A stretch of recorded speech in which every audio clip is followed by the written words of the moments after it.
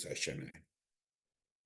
और आज मैं ये कोशिश करूंगा कि आपको अगर इंग्लिश लिखने में दिक्कत हो रही है, दुश्वारी हो रही है, और आप किसी भी एग्जाम में क्लिक थ्रू नहीं कर रहे हैं, तो आज मैं आपकी मदद करूंगा कि अगर आपने किसी भी जगह को कामयाबी हासिल करनी है तो कामयाबी के लिए बेसिक रिक्वायरमेंट क्या है, और आपने वो कामयाबी जो है उसको कैसे डिकोड करना है, उसको कैसे क्रैक करना है। मडियासन, मेरा आज का ये सेशन जो है ये 2006 के स्टूडेंट्स के लिए भी है और 2005 के लोगों के लिए भी है। हम दो सेपरेट बैच बनाएंगे। जो 2025 के लिए पेपर देना चाहते हैं, क्योंकि उनके लिए टाइम कम है, उनके लिए हमारा सेपरेट बैच होगा, और 2026 के जितने भी लोग पेपर में अपीयर होना चाहते हैं उनके लिए अलग बैच होगा। रियासन, आप पाकिस्तान में जब भी किसी भी एग्जाम में बैठते हैं, चाहे वो सीएसएस का एग्जाम हो, वो पीएमएस का एग्जाम हो, वो जुडिशरी का एग्जाम हो, वो वन पेपर हो, वो आईबी का पेपर हो, वो आईएफआई एफआईए का पेपर हो, उसमें जो लोग कामयाब होते हैं और जो लोग नाकाम होते हैं, उनको अगर आप करीब से एनालाइज करने की कोशिश करें तो आप इस नतीजे पे पहुंचेंगे कि जो दोनों सक्सेस और फेलियर के दरमियान में जो डिफरेंस है वो इंग्लिश का डिफरेंस है। अब बड़े तमाम के तमाम पेपर में मेजॉरिटी कैंडिडेट जो होते हैं वो इंग्लिश के पेपर में फेल होते हैं। और पाकिस्तान का चाहे उर्दू के लेक्चरशिप का एग्जाम हो रहा है ना, उसके लिए भी इंग्लिश जरूरी है 20 नंबर की। और वो जरूरी इस वजह से है कि बड़े पाकिस्तान के अंदर हमारी ऑफिशियल लैंग्वेज जो है, जिस लैंग्वेज में आपने कम्युनिकेट करना है, वो इंग्लिश है। आज खास तौर पे इंग्लिश ऐसे इन स्पेसिफिक और English language in a journal, इस पे आज मैं बहुत लंबी डिटेल डिस्कशन करूंगा और आज मैं आपको हेल्प आउट करने की कोशिश करूंगा। मडियसन, इस डिस्कशन को शुरू करने से पहले let me talk about the enrolment process. हमारा ये फुल सेशन जो होगा ये 6 मंथ का होगा, और ये 2026 के लिए हमारा पहला सेशन है। और मैं ये समझता हूं कि बड़े सीएसएस को जितने लोग अभी शुरू करेंगे ये खुशकिस्मत लोग होंगे। खुशकिस्मती इस वजह से मैं उनको खुशकिस्मत कह रहा हूं कि ये एक मैराथन रेस है। और जब बाकी बड़े अगले साल मई जून में सोच रहे होंगे ना कि चलें इस दफा सीएसएस करते हैं, शायद उस वक्त आप अपना 90% टास्क जो है वो कंप्लीट कर चुके होंगे। और दूसरा आपको फायदा ये होगा, अब देखें ना बड़े, मुझे जो 2025 के कैंडिडेट ज्वाइन करेंगे मैं उनके पेपर भी फरवरी तक चेक करूंगा, 2025 तक, 26 तक सॉरी। और उनके पास हार्डली 5 महीने 4 महीने बचते हैं। और जो 2026 में लोग अपीयर होंगे, हम आपको डिफरेंट मॉक्स के अंदर, असाइनमेंट के अंदर फरवरी 2027 तक एंगेज करेंगे। और आपके पास जो टाइम होगा that would be around 17 month, 17 महीने आपके पास होंगे। And this is more than enough.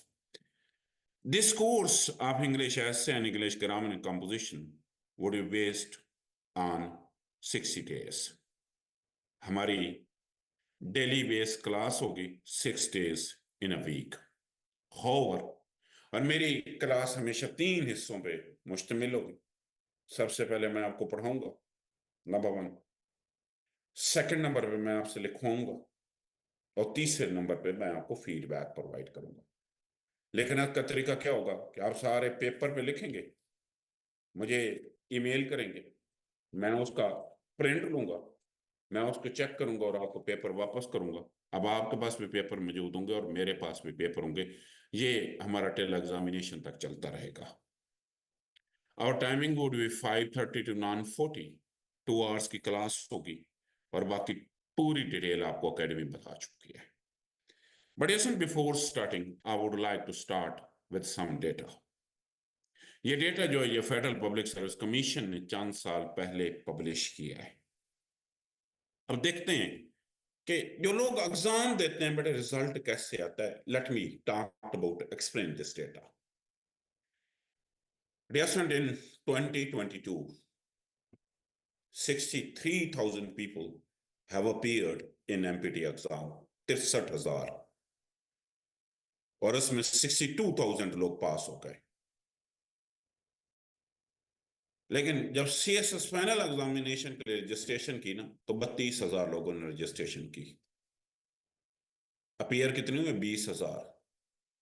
और 20,200 में से 19,800 वो लोग थे जो इंग्लिश ऐसे के पेपर या इंग्लिश ग्रामर कंपोजिशन के पेपर में फेल हो गए।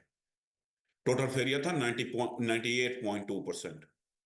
सो 98% लोग जो थे वो इंग्लिश के पेपर में फेल हुए, और 462 लोग जो थे ना, ये वो लोग थे जो अदर देन इंग्लिश के पेपर में फेल हुए।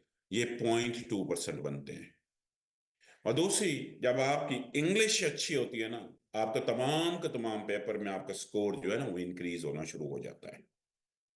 2021 39,000 लोगों ने फॉर्म सबमिट की, 17,000 लोग अपीयर हुए, और 16,760 जो कि 97% लोग अंग्रेजी के पेपर में फेल हुए, और 0.3% लोग वो थे जो अदर देन अंग्रेजी किसी और पेपर में फेल हुए।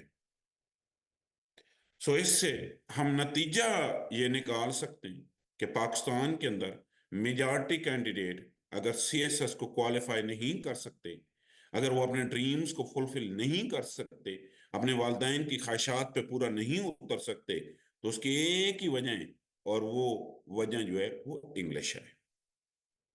और यहाँ पे मैं आपको ये भी एक्सप्लेन करता जाता हूँ, we are learning this language since last 16 year.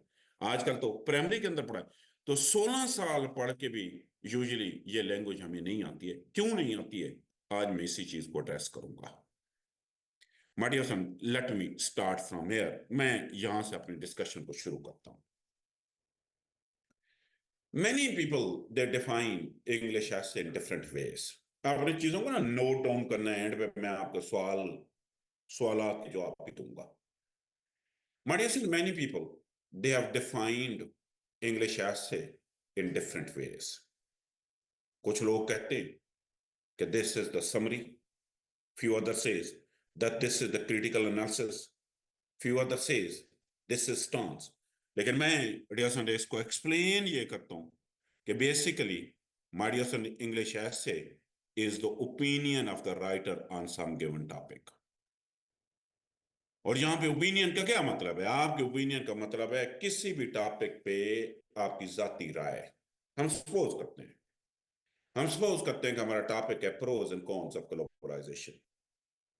We are around 300 people, 300 लोग हम क्लास में इस वक्त मौजूद हैं। हम आपका क्या ख्याल है कि अगर ग्लोबलाइजेशन के प्रोज लिखना शुरू कर रहे हैं तो कितने लिख लेंगे? अराउंड 100। और कॉन्स भी हम 100 लिख लेंगे। तो मेडियोसेंट, आप क्या ये बताना पसंद करेंगे क्या आपके पास इतना टाइम होगा कि आप 100 पैराग्राफ लिख सके? तो यकीनी बात है कि जवाब होगा नो। क्या इन 100 में से आपके पास टाइम जो होगा मैक्सिमम 8 to 10 प्रोज का, तो क्या इन 100 में से आप कोई स्पेसिफिक प्रोज लिखेंगे तो तब पास होंगे? Not at all. मेडियोसेंट, इसी को तो हम ओपिनियन कहते हैं कि मैं अपनी मर्जी के ओपिनियन लिखूंगा, और मेरे ओपिनियन आयशा के ओपिनियन से मुख्तलिफ हो सकते हैं, आयशा के ओपिनियन अशरफ के ओपिनियन से मुख्तलिफ हो सकते हैं, और अशरफ के ओपिनियन जो है ना वो अहमद के ओपिनियन से मुकम्मल तौर पर मुख्तलिफ हो सकते हैं। यही तो खूबसूरती है इंग्लिश ऐसे की। आपने हर बंदे ने अपनी ओपिनियन देनी है, लेकिन बेसिक रिक्वायरमेंट ये है कि आपकी जो भी ओपिनियन हो, चाहे आप यस कर रहे हो चाहे आप नो कह रहे हैं, आपने उसको प्रूव करना है। आपने उसको क्या करना है? आपने उसको प्रूव करना है। अब दूसरा मेरा टॉपिक है इस gender equality a myth, stance है। अब क्या समझते हैं सिर्फ यस वाले पास होंगे? Not at all. Moderation test में 100% यस वाले भी पास हो सकते हैं, 100% नो वाले भी पास हो सकते हैं। इसी को तो मैं कह रहा हूं कि टेसन फाइनली हम इस नतीजे पे पहुंचे कि English essay in itself is nothing but this is the opinion of the writer on some given topic. Let me move forward. अब टेसन इंग्लिश ऐसे की लेंथ के मुतालिक बड़े क्वेश्चंस होते हैं। क्या लेंथ होनी चाहिए? क्या आपने जो सिलेबस पढ़ा है उसके अंदर इस लेंथ को कोई जिक्र किया गया है? अब जब अर्ली क्लासेस में थे तो 3 पैराग्राफ कैसे होता था? अब FIA, IB और नैब का जब ऐसे देते हैं तो वो 2 आवर्स कैसे होता है? अब बलूचिस्तान पब्लिक सर्विस कमीशन का जब एग्जाम देते हैं तो वो 30 मिनट्स कैसे होता है? पंजाब पब्लिक सर्विस कमीशन और सिंध पब्लिक सर्विस कमीशन का एग्जाम जो होता है वो 2 आवर्स का कैसे होता है? और CSS का ऐसे जो होता है वो यूजुअली 3 घंटों का ऐसे होता है।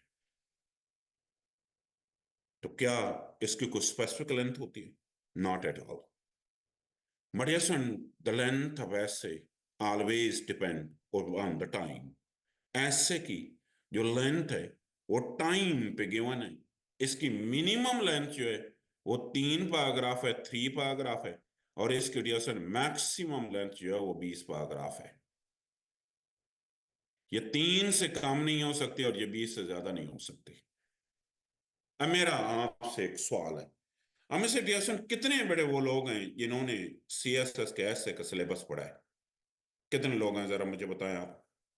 बताएं कमेंट्स में जिन्होंने इंग्लिश ऐसे का CSS का सिलेबस पढ़ा है। Saeeda, thank you. रहीला कह रही हैं, मोईद कह रहा है कि सर हमने पढ़ा है। ठीक है मोईद साहब। मोईद, आप जरा मुझे बताएं कि बेटा जो सिलेबस है FPSC ने दिया है, ये सारे लोग मुझे आंसर दें कमेंट्स के अंदर, मैं सबको रीड आउट कर रहा हूं। बेटा आपको कितने दिए जाते हैं, क्या कहते हैं, कितने ऐसे लिखने होते हैं? एक?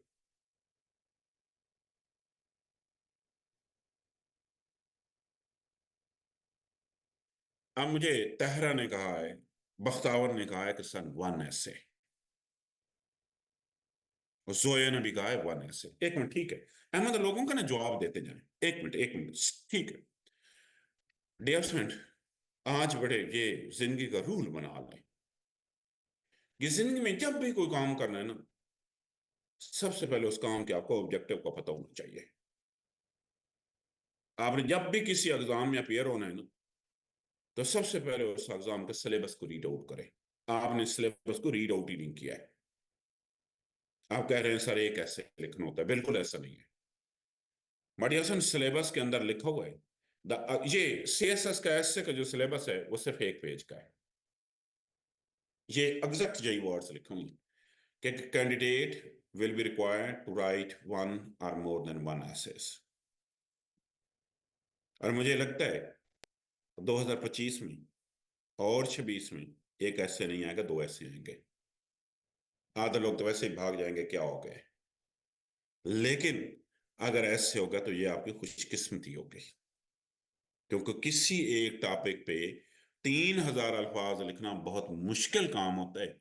और किसी भी टॉपिक पे जब 2 ऐसे होंगे तो you are suppose to write the 1200 for each.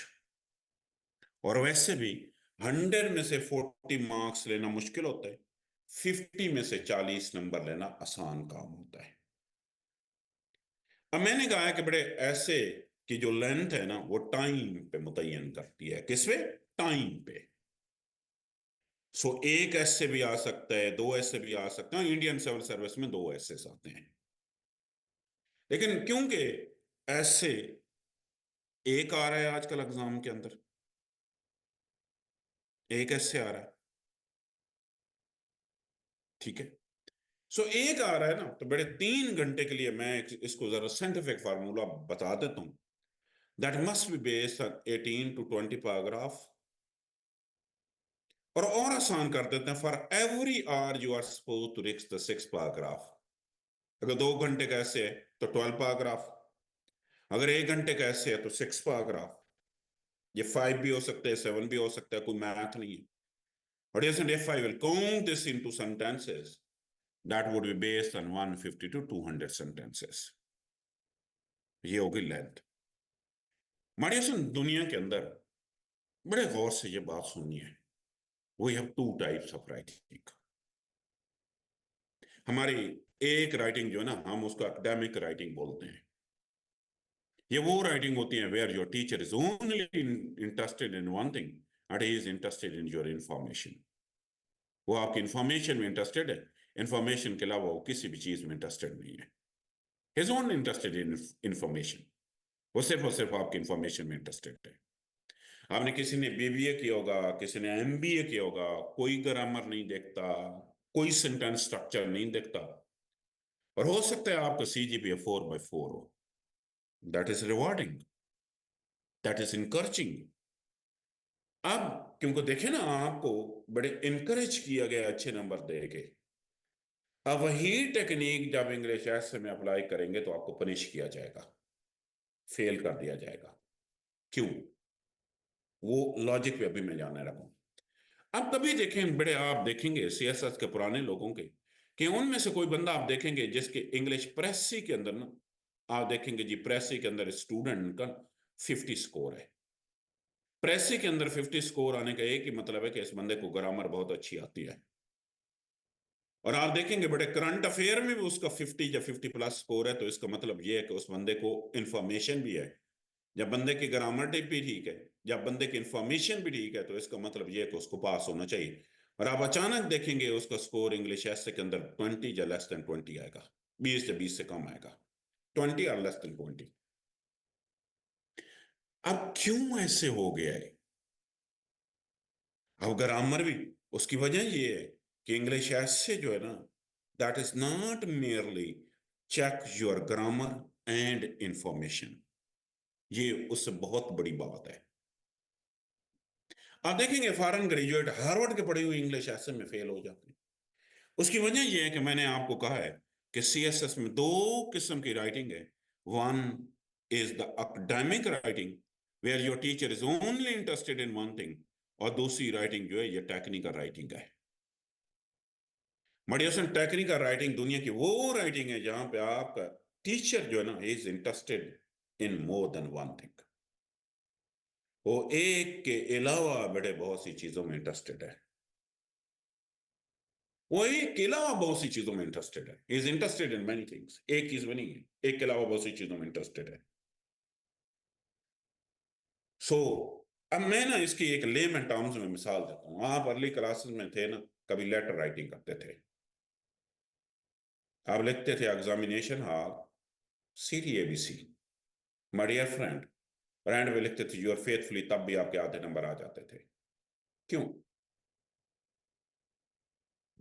उसकी वजह यह है कि आप ना अपने ऐसे का या लेटर का फॉर्मेट फॉलो करते थे। सो दुनिया की टेक्निकल राइटिंग के, letter writing, application writing, novel writing, drama writing, poetry writing, essay writing, ये सारी टेक्निकल राइटिंग्स हैं। हम देखें ना जो कुछ आपके साथ स्लाइड पे नजर आ रहा है, मैं आपको कहूँ कड़िया सुन देखें, मैंने बड़ा खूबसूरत पोइट्री लिखी है, और you believe that this is a poem. यकीनी बात है, आप कभी भी यकीन नहीं करेंगे ये पोएम नहीं है। मैं कहूँ कि ये नावल है, would you believe that this is a novel? No, not at all. कड़िया सुन ऐसे बेटे टेक्निकल राइटिंग है। और टेक्निकल राइटिंग का मतलब ये है कि ये एक दफा आपने टेक्निक सीखनी है। सीएसएस के 11 पेपर में एकेडमिक राइटिंग है, और एक पेपर के अंदर टेक्निकल राइटिंग है। और टेक्निकल राइटिंग का मतलब ये है कि एग्जामिनर एक के अलावा बहुत सी चीजें देखेगा। He would be interested in more than one thing, वो बहुत सी चीजों में इंटरेस्टेड होगा, एक के अलावा बहुत सी चीजें देखेगा। अब आप बड़े कभी देखें कि कुछ लोग आपको नजर आएंगे, वो हर एग्जाम में जिसको बैठते हैं वो उसको पास कर लेते हैं। मैं चार प्रोमिनेंट आपके नाम सामने नाम लेता हूँ। आदर रियाज गोंदल, पीएमएस भी पास है, सीएसएस भी पास है, टॉप पोजीशन के साथ। उससे पहले पीछे साल मेरे तल्ला रफीक, सीएसएस भी पास है, पीएमएस भी पास है, विद शाइनिंग कलर। अमारा स्टार, पंजाब पीएमएस की टॉप पर, सीएसएस को भी पास किया। जैन अली रजा, केपी पीएमएस को बेटे उसने टॉप किया, और सीएसएस के अंदर उसकी 7th पोजीशन आई। ये क्या क्वालिटीज हैं इन लोगों में? बड़े इनमें they have only one quality, कि ये अपने आप को टेक्निकली साउंड कर लेते हैं, ये ऐसे लिखना सीख लेते हैं। अब देखो ना बड़े, आपको ड्राइंग आपको एक दफा आपने सीखनी है, झूठ भी आप हर चीज की ड्राइंग कर लेंगे। ड्राइविंग आपने एक दफा सीखनी है, झूठ भी very very good driver. Swimming आपने एक दफा सीखनी है। सो वो एक तुर्किश प्रोवर्ब है कि do not give me a fish, but tell me how to catch a fish. मैंने बेटे आपको पढ़ाना है कि फिश पकड़नी कैसे है। मैंने आपको टेक्निकली साउंड करना है। और 2 महीनों बाद मैं आपको इतना काबिल करूंगा कि दुनिया का कोई भी ऐसे आ जाए ना, जब आप वो लिखेंगे तो आप फेल नहीं होंगे। ठीक हो गया। अच्छा, दुनिया की डीएसएन टेक्निकल राइटिंग जो होती है ना, वहां पे एग्जामिनर एक चीज नहीं पूछता, ही is interested in 5 things. So English ऐसे, जब भी आपका एग्जामिनर पढ़ेगा ना, तो वो 5 चीजें देखेगा और हर एक के 20 नंबर है। स्ट्रक्चर, मैपिंग, कि जी आउटलाइन कैसे बनानी है, पहला पोर्शन, दूसरा पोर्शन, तीसरा पोर्शन। इंट्रोडक्शन कैसे लिखना है, पहला जुमला, दूसरा, आखिरी। और ये अच्छी क्वालिटी ये है कि if you would be able to write one introduction by own, you can write 1,000 of introduction by your own as well. मैंने सिंपल आपको एक इंट्रोडक्शन में पास करना है, उसके बाद आप कभी भी किसी इंट्रोडक्शन में फेल नहीं होंगे। स्ट्रक्चर के अंदर हम 5 चीजें सीखेंगे: outline, introduction, body paragraph, transition paragraph and conclusion. Grammar, grammar is based on 20 marks. 20 number इसके, 20 नंबर कंटेंट के, 20 नंबर एक्सप्रेशन के हैं जिसको आप खूबसूरती कहते हो, 20 नंबर बेटे आर्गुमेंट्स के हैं, इसको हम कहते हैं convince, how you convince your examiner. और ये मैं नहीं कह रहा हूं बड़े, आपके एग्जामिनर ने ये 1 पेज का सिलेबस है, उसने सारी यही बातें लिखी हैं। ना जब मैं पेपर चेक करूंगा तो मैं टेक्निकल ट्रीटमेंट देखूंगा, जिसको स्ट्रक्चर बोल रहे थे, grammar, expression, knowledge and articulations. उन्होंने कहा ये 5 चीजें मैंने देखनी है, और मैंने यही 5 चीजें आपको पढ़ानी है। इसमें सबसे ज्यादा जो वीक पोर्शन होता है ना, वो टेक्निकल ट्रीटमेंट या स्ट्रक्चर को होता है, मैपिंग का होता है। मैं सबसे पहले डियर स्टूडेंट इसी से शुरू करने लगा हूं। बड़े गौर से आपने अपनी बातें समझनी है, और यहाँ पे आपको क्वेश्चन आए, आपने अपने क्वेश्चंस नोट करने हैं। मैं I would like to give you the answer at the end. मैं आपको तमाम के तमाम क्वेश्चंस के एंड पे आंसर्स दूंगा। Structure, this is one time task, एक दफा सीखना है। स्ट्रक्चर क्या होता है, गौर से देखें। My dear son, the overall arrangement of sentences as well as paragraph. Structure का मतलब है कि ऐसे में टोटल पैराग्राफ कितने होंगे, पहला पैराग्राफ क्या होगा, दूसरा पैराग्राफ क्या होगा, तीसरा पैराग्राफ क्या होगा। क्या ये हो सकता है कि बॉडी पैराग्राफ शुरू में आ जाए, इंट्रोडक्शन एंड पे चला जाए? नो, ये मैथ की तरह फॉर्मूले हैं। और दूसरी बात यह है कि इवन इस इंट्रोडक्शन के अंदर जुमलों की भी एक मुतय्यन जगह है। लेकिन अगर इंट्रोडक्शन में आपने शेयर लिखना होता है तो शुरू में आता है, और जब आप कंक्लूजन में शेयर लिखना होता है तो वो एंड पे आता है। 2 चीजें, कि पैराग्राफ की क्या अरेंजमेंट होगी और सेंटेंसेस के क्या अरेंजमेंट होगी, हम इस अरेंजमेंट को स्ट्रक्चर बोलते हैं। और ये आपने एक दफा सीखनी है। स्ट्रक्चर में फर्दर 5 चीजें हैं। आउटलाइन क्या होती है, इंट्रोडक्शन क्या होता है, कैसे लिखा जाता है, पहला जुमला क्या होता है, दूसरा क्या होता है, body paragraph, transition paragraph and conclusion. ये हमने 5 चीजें डिटेल के साथ पढ़नी है, बहुत डिटेल के साथ। Structure always look like this one, कि जब भी आप कोई भी अपना ऐसे लिखोगे ना, वो इस मैप की तरह नजर आएगा। और ये map federal public service commission की किताबों से लिया गया है। मैं एंड पे जो 2025 के स्टूडेंट हैं, मैं आपको इस साल के मॉक पेपर भी बताऊंगा को कौन से आ सकते हैं। मडिया सिंह, अगर आप गौर से देखें तो आउटलाइन का अपना स्टाइल है, बट इंट्रोडक्शन का अपना स्टाइल है, बॉडी पैराग्राफ का अपना स्टाइल है, और कंक्लूजन का अपना स्टाइल है। इन तमाम के तमाम का लिखने का तरीकाकार एक दूसरे से मुकम्मल तौर पर मुख्तलिफ है। This is another map taken from another book. ये भी इंडिकेट कर रहा है कि इंट्रोडक्शन का अपना स्टाइल है, तमाम के तमाम बॉडी पैराग्राफ एक जैसे हैं, कि टॉपिक सेंटेंस शुरू में आएगा, फिर सपोर्टिंग सेंटेंस आएंगे, फिर कंक्लूजन आएगा। Topic sentence, supporting sentence, conclusion. और अगर आप कंक्लूडिंग पैराग्राफ को देखते हैं तो बड़े उसका अपना एक स्टाइल है। सो ये मैप है, you have to follow this map at any cost. चाहे वो 2 पैराग्राफ कैसे है, चाहे वो 20 पैराग्राफ कैसे है, चाहे वो सीएसएस कैसे है, चाहे वो स्कॉलरशिप कैसे है, they always look like same. मैं बड़े दोबारा, लेकिन इस पूरी डिस्कशन को जानने से पहले, स्ट्रक्चर पे जानने से पहले, मैं एक छोटा सा कंसेप्ट है उस पर बात करूंगा, क्योंकि देन ना वेरिएशन आपको समझने में आसान नहीं होगी। मडिसन we have the types of essays. मैं अक्सर जब स्टूडेंट को कहता हूँ ऐसे क्या है, वो कहते हैं जी स्टांस है। तो मैं जब पूछता हूँ मेरा टॉपिक है globalisation, it's pros and cons, तो इसमें भी स्टांस रिक्वायर्ड है? कहते हैं नहीं। सो हर ऐसे में स्टांस रिक्वायर्ड नहीं है। ये टाइप्स ऑफ ऐसे जो है ना, ये तमाम के तमाम आपको आपकी अर्ली क्लासेस से पढ़ाई जाती हैं। आपको सबसे पहली इंग्लिश ऐसे में या लैंग्वेज में जो चीज पढ़ाई जाती है वो टाइप्स ऑफ ऐसे पढ़ाई जाती है, लेकिन वो थोड़े सा ना इम्बिगुअस वे से पढ़ाई जाती है। आपने जिंदगी में पहले ऐसे क्या लिखा था? माय बेस्ट फ्रेंड, कॉ, कैमल, माय स्कूल। अब उसके बाद आपने ये डिस्क्रिप्टिव ऐसे बुनियादी तौर पे आपको सिखाए जाते थे। उसके बाद आपने लिखा होगा my first day in school, a visit to the zoo, a cricket match. ये बड़े जो ऐसे है ना, ये नरेटिव ऐसे है। फिर आप 9th 10th में गए होंगे तो आपको इश्यूज आए होंगे, करप्शन, अनएम्प्लॉयमेंट, ये सोशो इकोनॉमिक ऐसे। और सीएसएस में जब आए तो एक नई बला से वास्ता पड़ा। अब एक लंबी स्टेटमेंट आई, ये सवाल आया। स्टेटमेंट क्या है कि मैन इज वन free but he is in chains everywhere, do not waste the water though you are standing at a running stream. यह सवाल आया कि is gender equality a myth?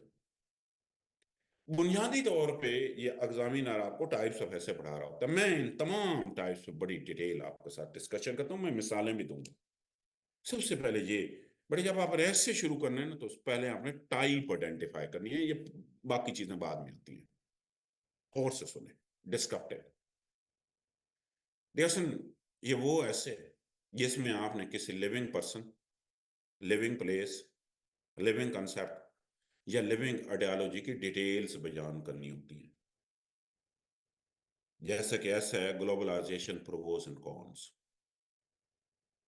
जैसे कि ऐसा है polarise politics, governance and society. जैसे क्या है कि online education is more efficient as well as effective than traditional classroom. Narrative, जैसे नरेटिव ऐसे वो होते हैं जिसमें दोबारा आपने डिटेल्स बयान करनी होती है, लेकिन आपकी बार वो किसी गुजरे हुए बंदे, प्लेस, कंसेप्ट या आइडियोलॉजी की डिटेल्स होती हैं। और यूजुअली ये पास्ट टेंस में लिखा जाता है, गुजरे हुए पर्सन, प्लेस, कंसेप्ट, आइडियोलॉजी। ये यूजुअली सीएसएस में नहीं आता, लेकिन 2 दफा सीएसएस में आया है। एक दफा द मिजरीज ऑफ 1947, और एक दफा है the tale of migration, socio economic. ये भी डिटेल्स वही ऐसे है जिसमें दोबारा आपने आप डिटेल्स बयान करनी है, लेकिन आपकी बार ये डिटेल्स जो है ना, ये किसी सोशो इकोनॉमिक इवल्स की डिटेल्स है। जैसे कि 2018 में आया था कि higher education in Pakistan ill remedies, और पिछले साल पंजाब पीएमएस के में आया था corruption is the mother of all evils. के पीपीएमएस में आया था economic crisis, issues and challenges. इसके बाद डिस्टेंट ऐसे आता है फैक्चुअल। ये भी वो ऐसे है जिसमें दोबारा आपने चीजों की डिटेल्स बयान करनी है, लेकिन आपकी बार जो डिटेल्स है ना, ये किसी डेटा की डिटेल्स है, फैक्चुअल चीज की। कि पिछले साल ऐसे आया था global warming in Pakistan causes and implications.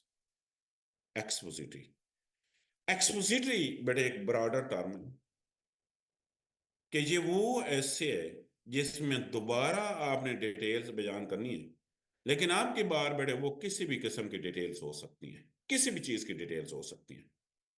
ये तो हम टीचर स्टूडेंट को एक गोरख धंधे में परेशान कर देते हैं जी। ऐसे होगा, जिंदा चीज होगी तो डिस्क्रिप्टिव होगा, नॉन गुजरी हुई चीज होगी तो नरेटिव होगा।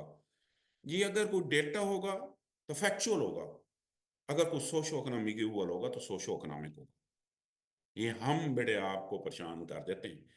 याद रखिए, हर वो ऐसे जिसमें आपने चीजों की डिटेल्स बयान करनी है वो ऐसे एक्सपोजिटरी ऐसे कहलाएगा। आपने पोजीशन नहीं लेनी है, आपने डिटेल्स बयान करनी है। वो प्रोज एंड कॉन्स भी हो सकते हैं, वो मेरिट्स एंड डीमेरिट्स भी हो सकते हैं, वो इश्यूज एंड चैलेंज भी हो सकते हैं, वो कुछ और भी हो सकते हैं। आर्गुमेंटेटिव मडिएशन, आर्गुमेंटेटिव ऐसे वो ऐसे होते हैं जिसमें आप आपने डिटेल्स नहीं बयान करनी, बल्कि आपकी बार आपने पोजीशन लेनी है। या तो आपने उससे एग्री करना है या डिसएग्री करना है, स्टांस।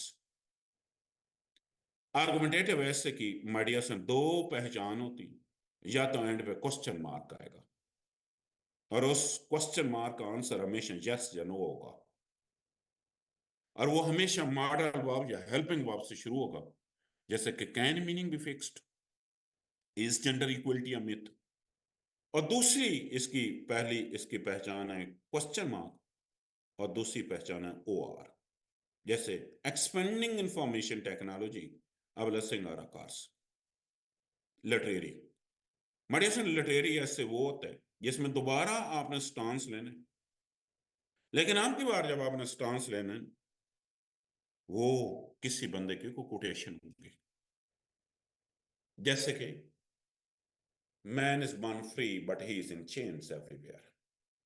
जैसे कि it is better to rule in hell rather than to serve in heaven. Persuasive, persuasive essay भी वो ऐसे जिसमें अगेन आपने स्टांस लेने, लेकिन आपकी बात में आपने सिर्फ यस करना है, नो नहीं कर सकते। यस का स्टांस परसू से निकला है, कन्विंस करना किसी को, परसू से निकला है। क्योंकि आपके बार या तो कुरान पाक की आयत होगी या हजूर सल्लल्लाहु अलैहि वसल्लम की कोई हदीस होगी, या तो हजूर सल्लल्लाहु अलैहि वसल्लम या बड़े कोई साइंटिफिक ट्रुथ होगा या यूनिवर्सल ट्रुथ होगा। कैसे for example honesty is always the best policy, आप नो नहीं कर सकते। माड़ी हसन ये तीनों भी सेम है कि ये वो ऐसे हैं जिसके अंदर आपने या तो एग्री करना है या डिसएग्री करना है। सो फाइनली बड़े हम इस नतीजे पे पहुंचे कि वो हैव टू टाइप ऑफ ऐसे, या हम वैसे ही बच्चों को परेशान कर देते हैं। एक वो है जिसको हमने एक्सपोजिटरी का नाम दे दिया, वो ऐसे हैं जिसमें आपने चीज़ों की डिटेल्स बयान करनी है।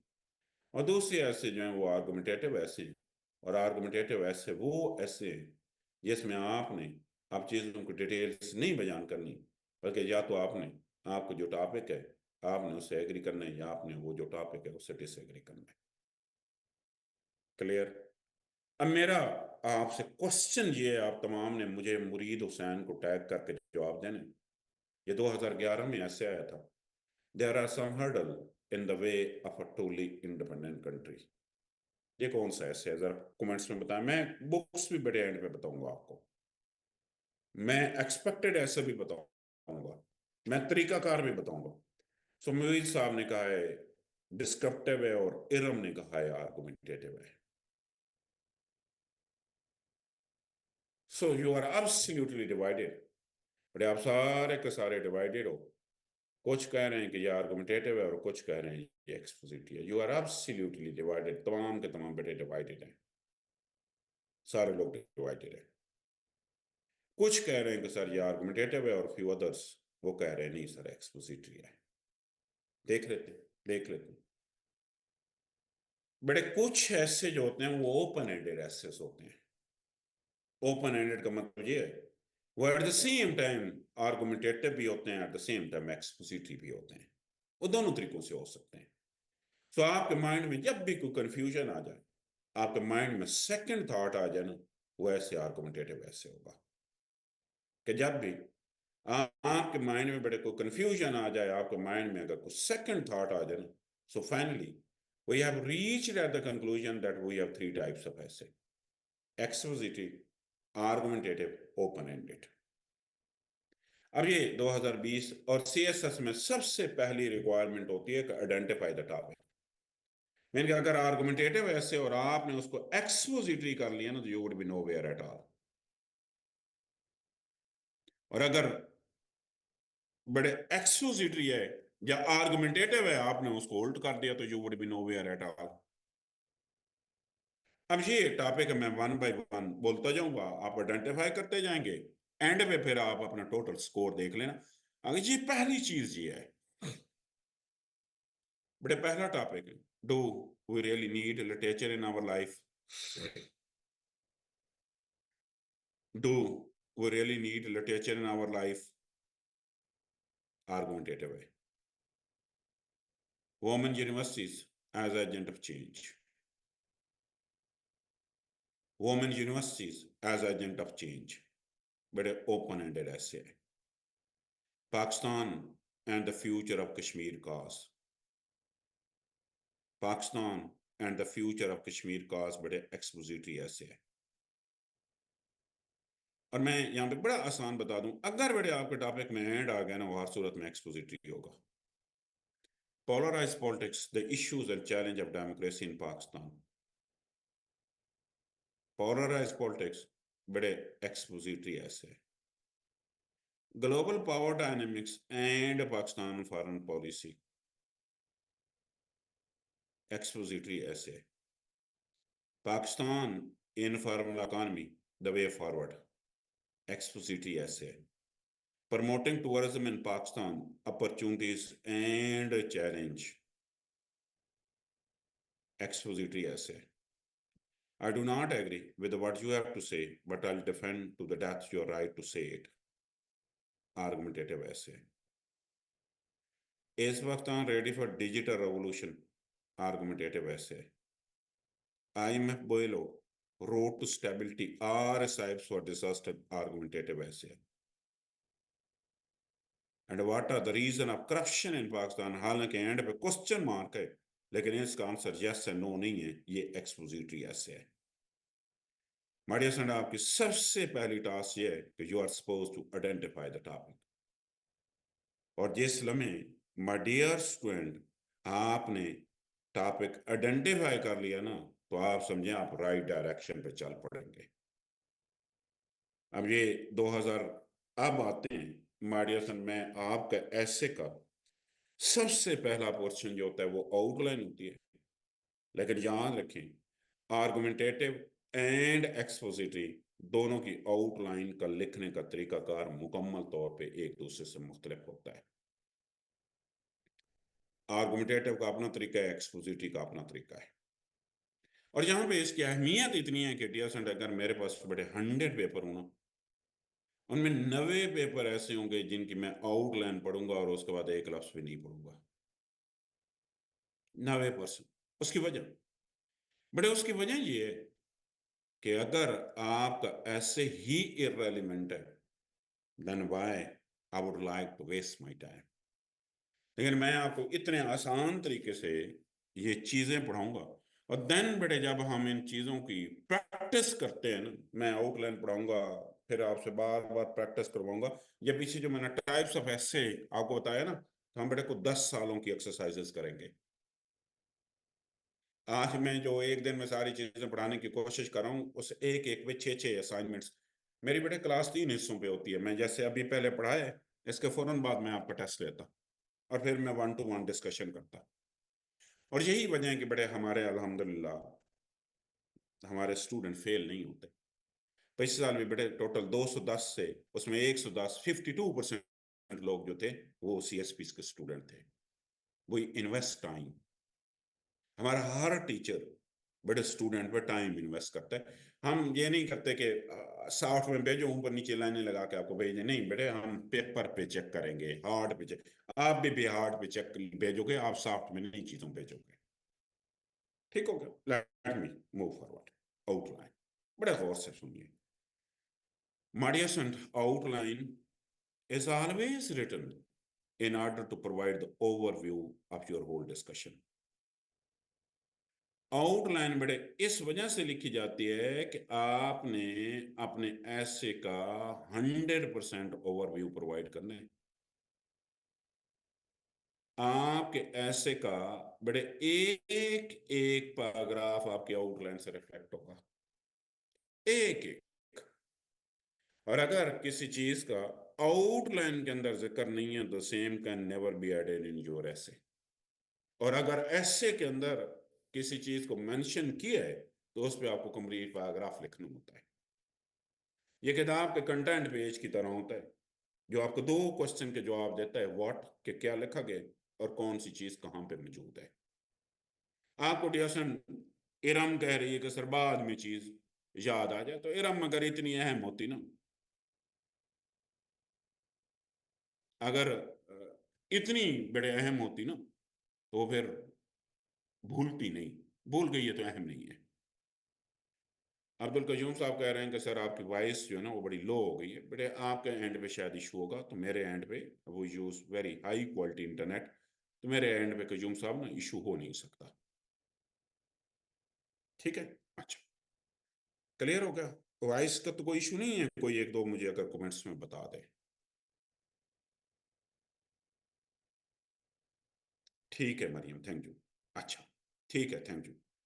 मैंने कहा कि बड़े आप आउटलाइन का सबसे पहला फंक्शन ये होता है कि ये आपकी पूरी की पूरी डिस्कशन का ना एक ओवरव्यू प्रोवाइड करती है। और ये ना कंटेंट पेज की तरह होता है।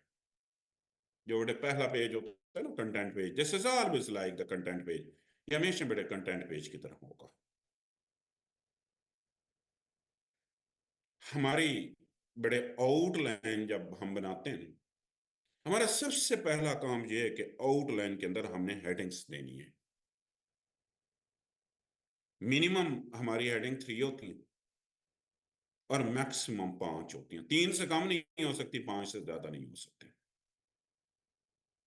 हम ना अपनी आउट हेडिंग को बड़े 3 हिस्सों में डिवाइड करते हैं। हमारी एक जो हेडिंग होती है ना बड़े, वो यूनिवर्सल हेडिंग कहलाती हैं, चाहे एक्सपोजिटरी हो चाहे आर्गुमेंटेटिव हो। यहाँ पे लफ्ज यूनिवर्सल को अगर आप देखें ना, तो यहाँ पे यूनिवर्सल का मतलब ये है कि वो हेडिंग जिसने आपके हर ऐसे के अंदर रिपीट होने ना, वो हेडिंग यूनिवर्सल हेडिंग कहलाती है। आप टॉप पे ये जो पेपर होगा ना बेटे, पेपर के ये लाइन है, ये हाशिया है, इसके अंदर लिखना है, ये बाहर नहीं लिखना, ये वाला पोर्शन एग्जामिनर के लिए है। यहाँ पे वो अपने कमेंट्स लिखेगा। मैंने कहा सबसे पहली हेडिंग का नाम रखा मैंने universal heading, and they are 2 in number. Universal का मतलब ये है कि वो हेडिंग जो आपके हर एक ऐसे के अंदर रिपीट हो ही रही है, तो वो हेडिंग यूनिवर्सल हेडिंग लाएगी। एक इंट्रोडक्शन होगी शुरू में, और जब आप एंड पे पहुंचेंगे ना, तो आखिरी हेडिंग जो होगी वो कंक्लूजन होगी, चाहे आर्गुमेंटेटिव होगा चाहे एक्सपोजिटिव होगा। अच्छा डियर फ्रेंड, मेरी दूसरी जो हेडिंग होती है ना, वो असेंशियल हेडिंग कहलाती है। गौर से सुने डियर फ्रेंड, असेंशियल हेडिंग का मतलब ये होता है कि वो चीज जो आपके एग्जामिनर ने कैटेगोरिकली आपसे पूछ लिया ना, वो चीज असेंशियल हेडिंग कहलाती है। प्राइमरी भी हम उसे बोलते हैं। अब इस ऐसे को आप पढ़े ना, आपके एग्जामिनर ने आपसे सिंपल एक ही चीज पूछ ली है, एक नहीं दो चीजें कैटेगोरिकली पूछनी है। एक बड़े उसने आपसे काजेस पूछ लिए हैं, दूसरा आपसे कंसिक्वेंसेस पूछ लिए हैं। अब ना तो काजेस को छोड़ सकते हो ना आप कंसिक्वेंसेस को छोड़ सकते हो, दोनों को नहीं छोड़ सकते। छोड़ेंगे तो फिर सीएसएस आपको छोड़ देगा, उसको छोड़ना बुरा होता है। इसी तरीके से बेटे जब मैं आर्गुमेंटेटिव ऐसे पे जाऊंगा ना, तो मेरा देखो ना, मेरा टॉपिक है जेंडर इक्वल, तो मैं सबसे पहले स्टांस लिखूंगा अपना। यस नो नहीं लिखूंगा, बल्कि एक स्टेटमेंट लिखूंगा, और स्टेटमेंट इंडिकेट करेगी कि आया मैं यस लिख रहा हूं या आया मैं नो लिख रहा हूं।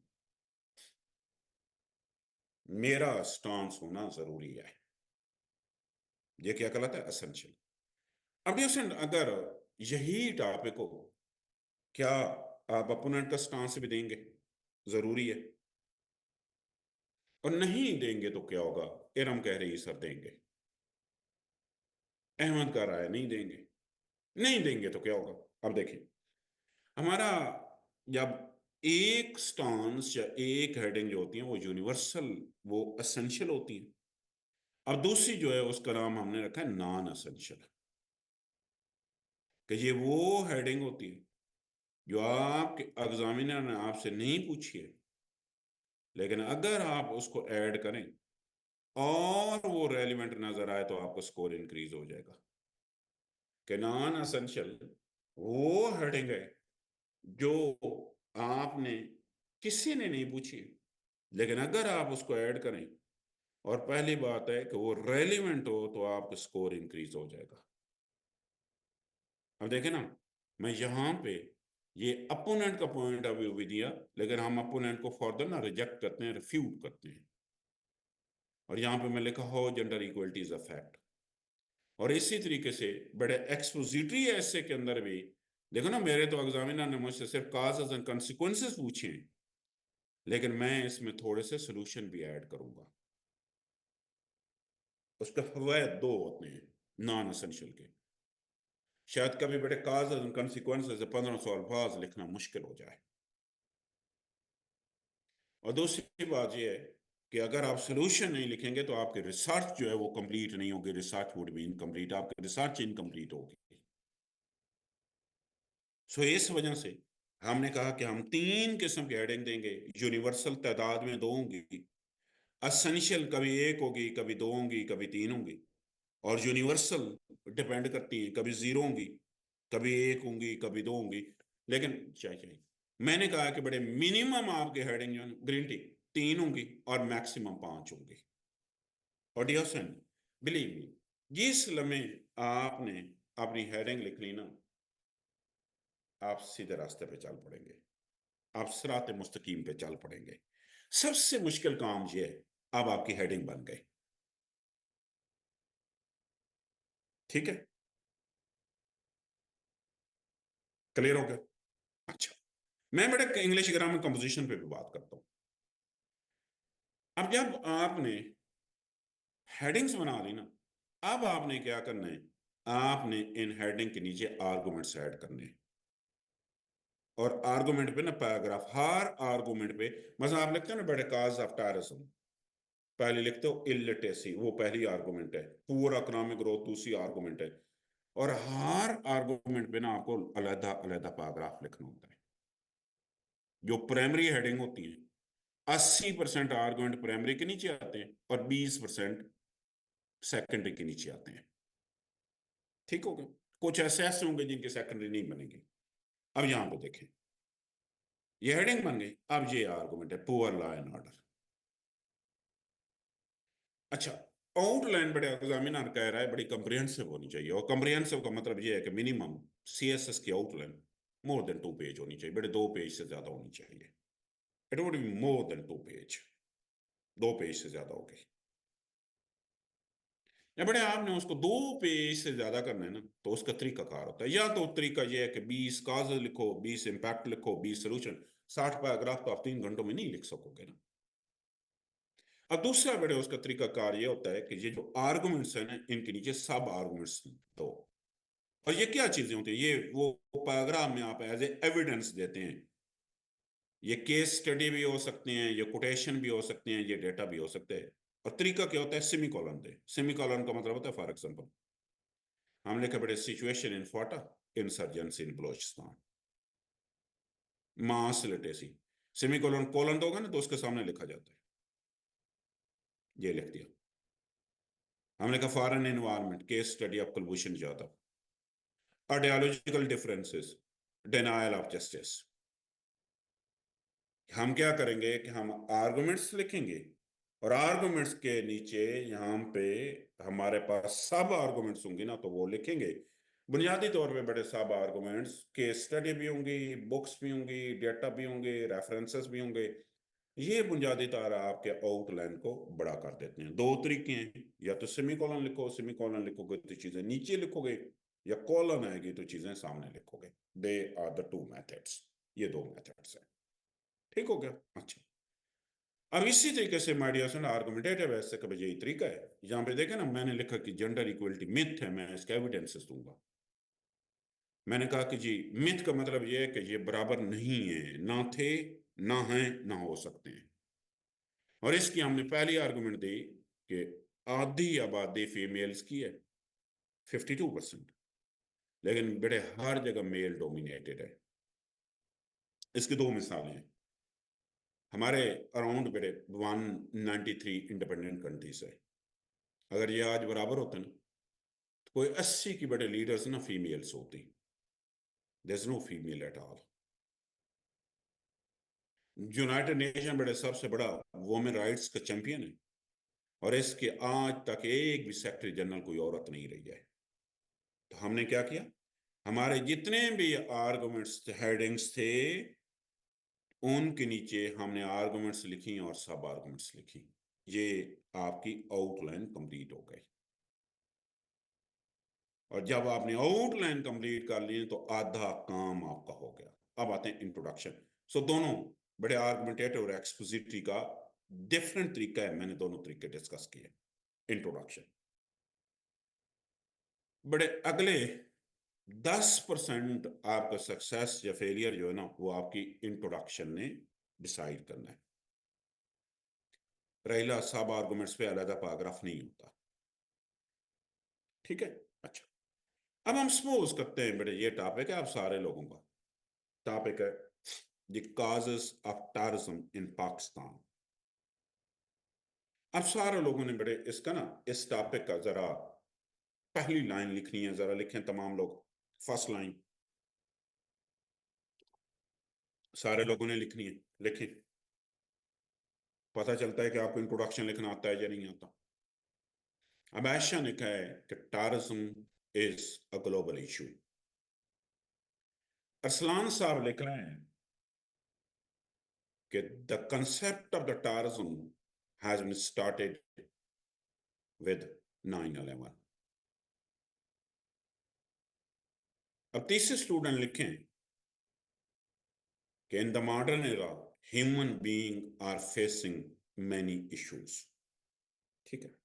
अब मैं इन तीन बंदों को बड़े सुनूंगा तो मैं डिवाइड कर सकता हूं कि पहले दो वो लोग हैं जिन्होंने फौरन ही बेटे अपने टॉपिक को स्टार्ट किया है। स्टार्ट का मतलब है टॉपिक को हिट किया है। और अगले दो बंदे जो है ना बेटे, उन्होंने स्टार्ट नहीं किया, बल्कि उन्होंने ना टॉपिक को इंट्रोड्यूस करने की कोशिश की है। उन्होंने टॉपिक को बेटे इंट्रोड्यूस किया है। अगर बेटे आप टॉपिक को फौरन हिट करेंगे तो इसका मतलब ये है कि ना ही आप क्रिएटिव हैं, ना ही आप इमेजिनेटिव हैं, ना ही कोई आप एक्स्ट्रा ऑर्डिनरी किस्म के स्टूडेंट है। You are very very ordinary type of student.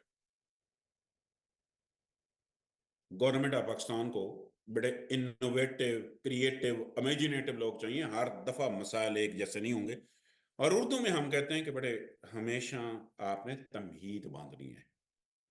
मेरे पास देखे ना, अहमद आता है ना करता है, कहता है सर आप मुझे पढ़ाएं। उसके बाद तैमूर आता है ना करता है, कहता है sir my name is Taimur, my qualification is this and this one. It would my great pleasure if you guide me about English essay. मुझे यकीनी बात है बड़े तैमूर की बात ज्यादा पसंद आएगी। सो आम से बड़े 90% लोगों को ये पता भी नहीं है कि इंट्रोडक्शन लिखना कैसे है। दूसरी बात यह है कि बड़े जिंदगी में कभी भी कोई काम करो ना, सबसे पहले उस काम के ऑब्जेक्टिव ढूंढो। क्या ढूंढो? ऑब्जेक्टिव। कि कोई भी काम करना है ना बेटे, उसके ऑब्जेक्टिव ढूंढो। मतलब देखो ना, आप क्लास पढ़ा रहे हो, सॉरी मैं पढ़ा रहा हूं, मेरा एक ही ऑब्जेक्टिव है कि मैंने आपको हेल्प आउट करना है। और आप सारों का एक ही ऑब्जेक्टिव है कि आपने मुझसे हेल्प लेनी है। यही ऑब्जेक्टिव है ना, इसके अलावा तो मेरा नहीं ख्याल कि कोई ऑब्जेक्टिव है। क्या आप सीएसएस में कामयाब होना चाहते हैं बेटे? मैं उस कामयाबी का रहनुमाई आपका कर रहा हूं। बेटे इंट्रोडक्शन जो होता है ना, उसके भी ऑब्जेक्टिव्स होते हैं। और आपका जो एग्जामिनर है उन्हीं ऑब्जेक्टिव को बेटे तलाश करने की कोशिश करेगा। अगर होंगे बहुत अच्छे नंबर देगा, नहीं होंगे तो फेल कर देगा। क्या? सुने अब गौर से। सबसे पहली बात ये कि बेटे जब भी आपने इंट्रोडक्शन लिखना है ना, उसका पहला मेजर ऑब्जेक्टिव ये है कि आपने आपने जो डिस्कशन है ना, उसकी समरी देनी है, ओवरव्यू देने। कि एग्जामिनर बेटे उसको पढ़े और उसे ओवरऑल पता चल जाए कि आपने अपने ऐसे में क्या लिखा है। और ये 100% ओवरव्यू नहीं देता बेटे, ये 60% ओवरव्यू देता है। 60%, 100% समरी। मतलब 10 काजल हैं तो 6 काजल लिखेगा, 6 इम्प्लीकेशन लिखेगा, 6 सोल्यूशन लिखेगा। क्या करेगा? समरी प्रोवाइड करेगा। बड़े इस समरी को प्रोवाइड करने के लिए ना एग्जामिनर ने बता दिए कि जब भी आपने इंट्रोडक्शन लिखना है ना, मैंने 4 चीजें उसने कहा आइडेंटिफाई करनी है, देखनी है। सबसे उसने कहा पहला काम ये है कि बड़े आपने अपने टॉपिक को इंट्रोड्यूस करना है। हम उर्दू में कहते हैं तमहीद बांधनी है। क्या करनी है? तमहीद बांधनी है। टॉपिक का पहली 3 लाइंस के अंदर जिक्र नहीं होना चाहिए। मैं होता ना बेटा टेररिज्म, यही काज ऑफ टेररिज्म, मैं ऐसे ना लिखता। मैं इसको ऐसे लिखता, क्या society achieve the highest level of civilisation, progress and prosperity when different individual work together. However, this is factor that due to the greed or person conflict, people do not cooperate with each other. And sometimes they use the force to settle their issues, and this use of force is known as a terrorism. और फिर वो मैं बात लिखता जो आप लिख रहे थे। 4 तरीके होते हैं। सबसे पहला तरीका ये होता है कि बेटे आप ना टॉपिक को बैकग्राउंड से शुरू करो। किससे? आप अपने टॉपिक को बैकग्राउंड उस टॉपिक का लिखो। अगर बेटे बैकग्राउंड नहीं है ना, आप किसी वर्स से लिखो, किसी को। इसी वजह से अक्सर लोग बेटे इसको शेर से लिखते हैं। और डियर स्टूडेंट, अगर बेटे आपके पास वर्स भी नहीं है ना, आप किसी स्टोरी से लिखो। और अगर आपके पास मैं होता ना बेटे, शायद मैं इसको और स्टोरी क्रिएटिव भी हो सकती है, फैक्चुअल भी, इमेजिनेटरी भी। और मैं ऐसे लिखता कि 16th of December is known as a black day in the history of Pakistan. On that day, mother was running on the road without shoes. Small kids was crying with pain. Suddenly, it has been telecasted that the some terrorist has attacked a school in Peshawar. और अगर addition story भी नहीं है ना, तो किसी सवाल से शुरू करो। किसे? क्वेश्चन के साथ शुरू करो। मतलब बेटा क्वेश्चन जनरल से लिखो कि why do human being are fighting with each other. ये बड़े 4 तरीके हैं, इनमें से किसी एक तरीके से शुरू करो। बैकग्राउंड से, वार्स से, स्टोरी से, या क्वेश्चन से। दूसरे नंबर पे बेटे ऑब्जेक्टिव क्या है कि अब की बार आपने ना अपने टॉपिक को आइडेंटिफाई करना है। दूसरा ऑब्जेक्टिव क्या है? आइडेंटिफाई में भी 2 काम करने हैं। अब आपने अपने टॉपिक को डिफाइन करना है। किसी इंसाइक्लोपीडिया की जरूरत नहीं है, किसी डिक्शनरी की जरूरत नहीं है। बड़े लेमैन टर्म्स के अंदर आप अपने टॉपिक को डिफाइन करो। बड़े लेमैन टर्म्स के अंदर ना आप अपने टॉपिक को डिफाइन करो। बिल्कुल लेमैन टर्म के अंदर ना आप अपने टॉपिक को डिफाइन करो।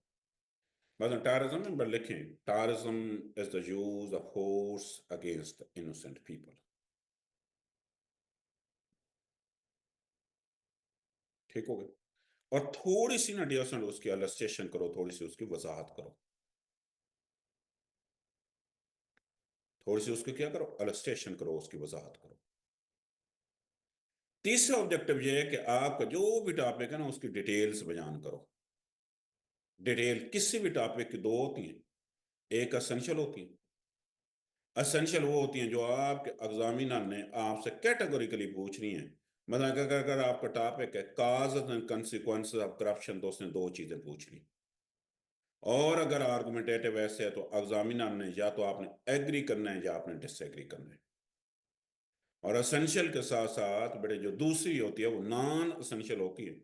नॉन असेंशियल वो डिटेल होती है जो आपसे किसी ने नहीं पूछी, लेकिन अगर आप उसको ऐड करो और वो रेलिवेंट नजर आए तो आपका स्कोर इंक्रीज हो जाएगा।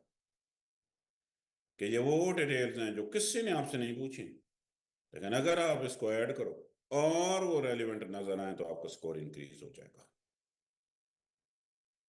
और आखिरी ऑब्जेक्टिव ये है कि अब आपने पूरी की पूरी जो डिस्कशन लिखी है ना, आपने सारी डिस्कशन को क्लोज करना है और फ्यूचर को रोड मैप देना है। जब क्लोज करना है तो ये थीसिस स्टेटमेंट कराएगी। इन चार चीजों का होना जरूरी है। अभी मैं आपको एक इंट्रोडक्शन भी टॉपर का दिखाऊंगा, उसने क्या लिखा था। मैंने कहा कि बड़े इंट्रोडक्शन का सबसे पहला काम ये है कि ये पूरी डिस्कशन को समराइज करेगा। जब समराइज करेगा तो समरी के अंदर चार ऑब्जेक्टिव होंगे, चार चीजें इंट्रोड्यूस करना, चार चीजों से इंट्रोड्यूस कर सकते हो, आइडेंटिफाई करना, डिटेल्स बयान करना और पूरी की पूरी डिस्कशन को क्लोज करना। बेटे डायग्राम वगैरह ऐसे में नहीं आते, ठीक है। अच्छा, इन्फॉर्म डिटेल्स का मतलब बेटे ये है, आर्गुमेंटेटिव ऐसे है कि पहले आप अपना पॉइंट ऑफ व्यू लिखोगे, फिर दूसरों का लिखोगे, और दूसरों का दूसरों के लिए नहीं लिखते बल्कि दूसरों की बात लिख के ना उसको रिजेक्ट करते हैं, रिफ्यूट करते हैं। हम इस वजह से कहते हैं थीसिस, एंटीथीसिस, सिंथेसिस। अब आते हैं डियर सन, मेजॉरिटी लोग ऐसे कि लेंथ के मतलब बड़ी कंफ्यूज होती है। My dear son, this is always the 10% of your role essay. अब एक बंदा बड़े 2000 अल्फाज लिखता है तो उसके लिए लेंथ और होगी, और एक बंदा 1000 अल्फाज लिखता है तो उसके लिए लेंथ और होगी।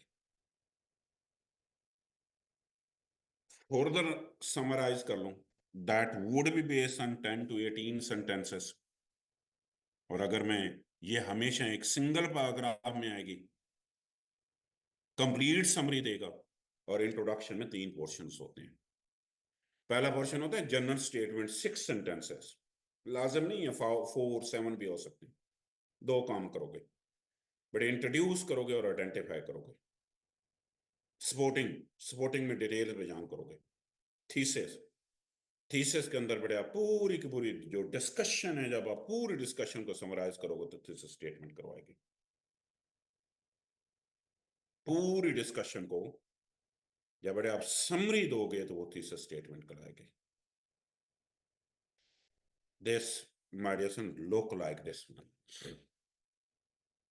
हमेशा बेटे आप जब भी इंट्रोडक्शन लिखोगे तो ऐसे नजर आएगा।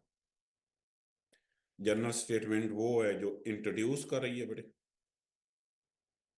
थीसिस स्टेटमेंट वो है जो डिटेल्स बयान कर रही है, सॉरी एडिशनल, और थीसिस वो है जो डिस्कशन को क्लोज कर रही है। ये एक और मैप है, ये हमेशा ऐसे नजर आएगा। और अब मैं आपको ना बेटे एक टॉपर्स का इंट्रोडक्शन दिखाता हूँ कि उसने अपने इंट्रोडक्शन में क्या लिखा था और उसका स्कोर कितना आया, और उसका स्कोर कितना आया। ये जरा मैं आपको इंट्रोडक्शन दिखाता हूँ।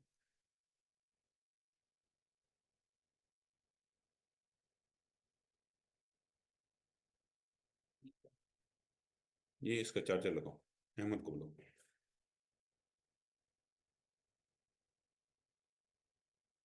मुझे एक मिनट दी, मैं वो हो रहा हूँ introduction.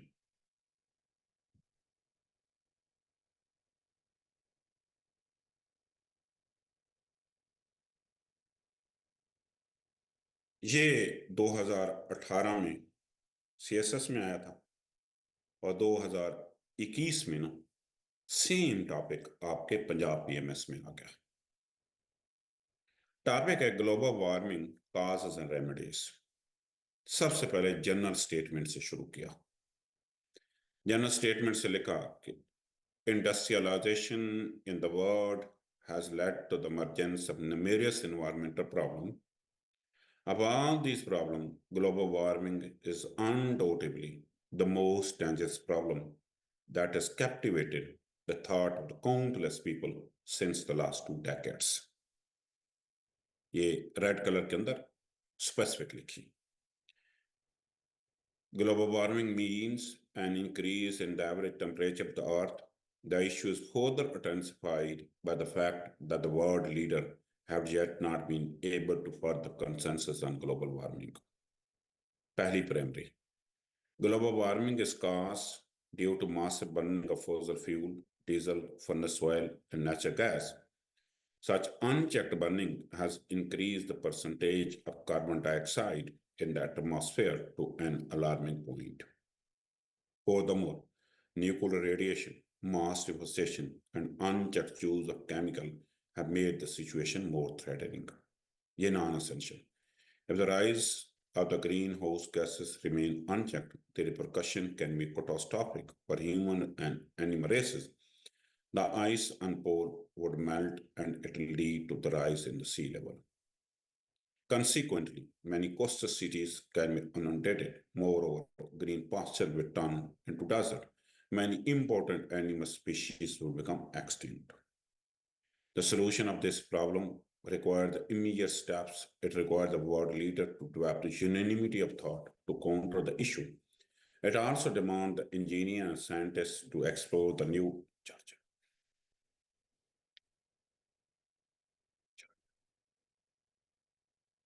This dire need to generate the worldwide awareness in masses.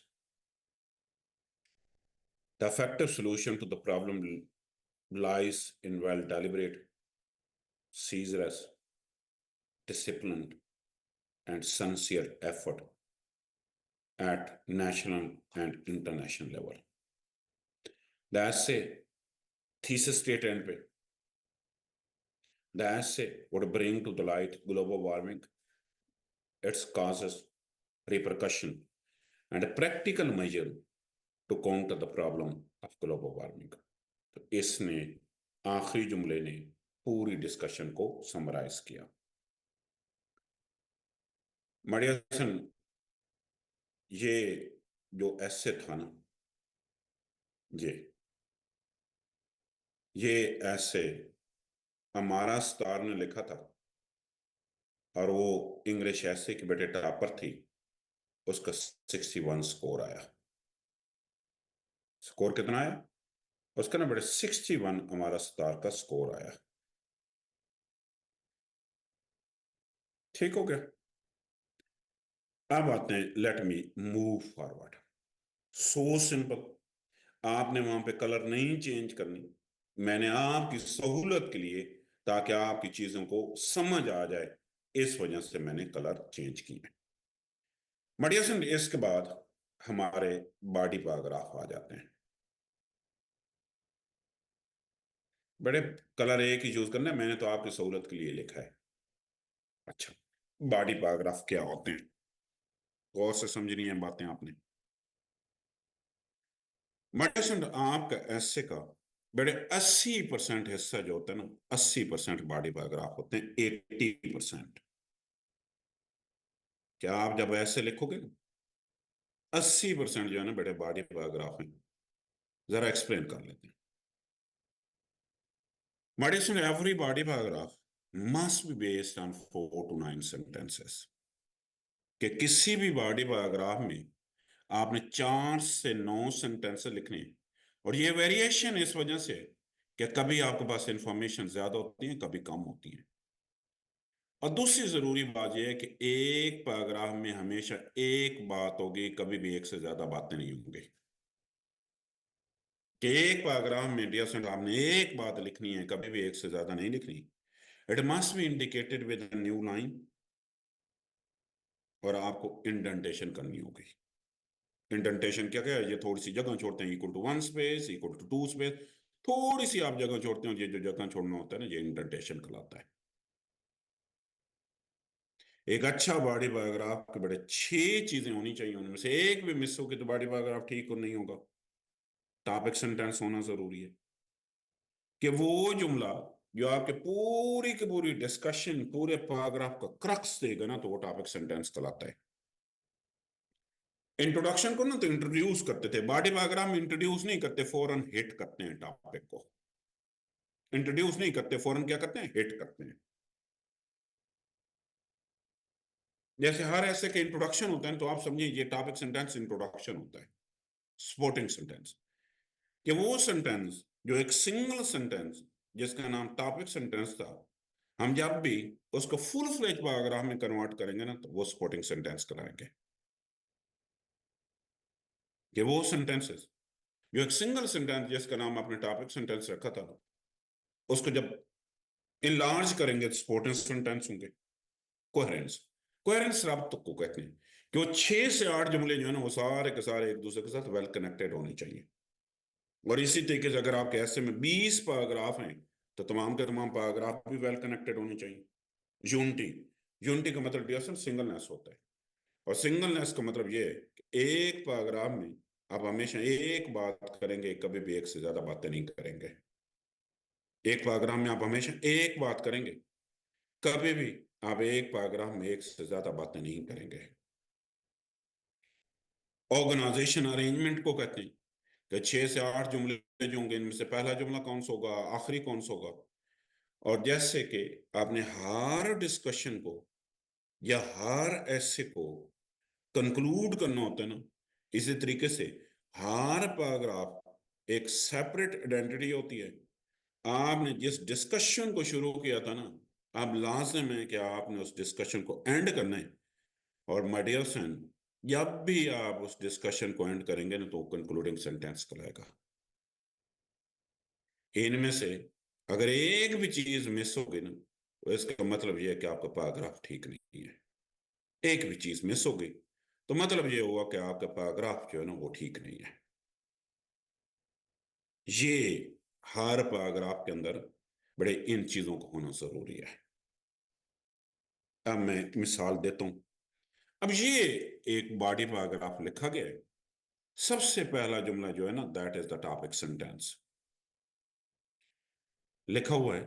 भाई ये पूरे पैराग्राफ को बड़े इंट्रोड्यूस करेगा, उसका क्रक्स दे देगा कि firstly it is a mass literacy that is a cause which promote poverty in Pakistan। Claim क्या है कि इलिटरेसी जो है ना वो गुर्बत को बढ़ाती है। अब पूरे इस क्लेम को प्रूव करना पड़ेगा। 3 काम करते हैं बॉडी पैराग्राफ में कि सेंट्रल आइडिया मास इलिटरेसी की थोड़ी सी वजाहत करते हैं, लिख लें कि सेंट्रल आइडिया का इलस्ट्रेशन करते हैं। आप सेंट्रल आइडिया को टॉपिक के साथ लिंक करते हो, इलिटरेसी और पॉवर्टी को लिंक करते हो, दोनों बातों को। और तीसरे नंबर में आपने कोई एविडेंस देते हो। हमने आगे लिखा कि it refer to the inability of the person to read and write. Furthermore, it can be defined as a lack of any sufficient education in its simplest form. Illiteracy is both a social evil and national problem in Pakistan. Such a situation creates the problem to secure the employment in government as well as in private sector and thus leads to poverty.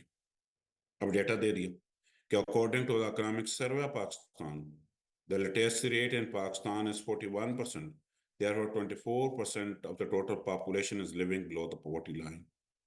It is also a fact that the illiterate people in the era of technology are unable to do any business to improve the economic condition of their families. In short, it can be stated that the illiteracy is a social evil which always leads to poverty.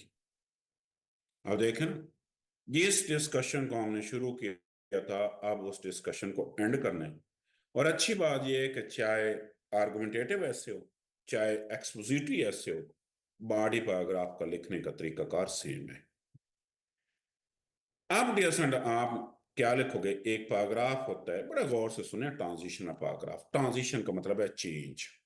ये ऐसे ही है कि जब आप YouTube या Facebook पे कोई चीज वीडियो देखें, तो अब्रप्टली वीडियो जब आप कॉल आ जाए दोबारा शुरू करेंगे तो फौरन उधर से नहीं, 5 सेकंड, 6 सेकंड, 10 सेकंड पीछे से शुरू होगी।